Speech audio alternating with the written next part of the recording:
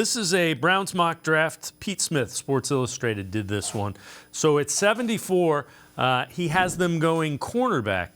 DJ Turner from Michigan. You see 10-yard split, 147. Vertical, 38.5. 27 solo tackles, 10 passes deflected, 1 pick. A season ago, you see the 40, 4.26. So this guy can fly. Then, going at 98, a guy that we've talked about, we just got done talking about.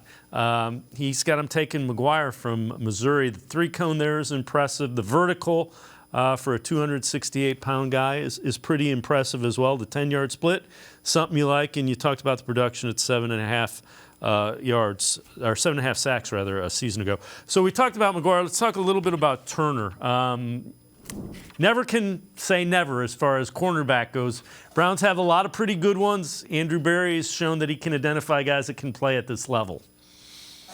Yeah, I mean, I think he caught everybody off guard last year when he took Martin Emerson, with that first pick. I would be even more surprised if he did it again, just because, this is not meant to be a knock to DJ Turner. I think he's an excellent prospect. He's, I mentioned, in that podcast I talked about as well, looking back at the Ohio State Michigan game, he was one of the best players on the field in that game. Just talented corner. Like you said, you can't have too many of those. But I feel like if you're taking DJ Turner, if you're the Browns, one of those 3 guys has to go, because you can have a rotation of them. Yeah, you can't have enough corners, but at some point, you can only put 11 guys on the field at a time.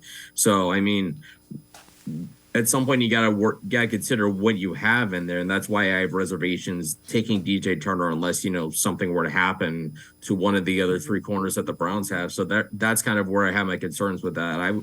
I'd be looking for an edge or defensive tackle there, possibly a receiver more so than a corner. But again, with Andrew Berry, we know, as a former defensive back, he loves his corners. So it's always never say never when it comes to the draft. But like I said before, I feel like I would be way more surprised now if it was a corner than I was a year ago when it was Emerson.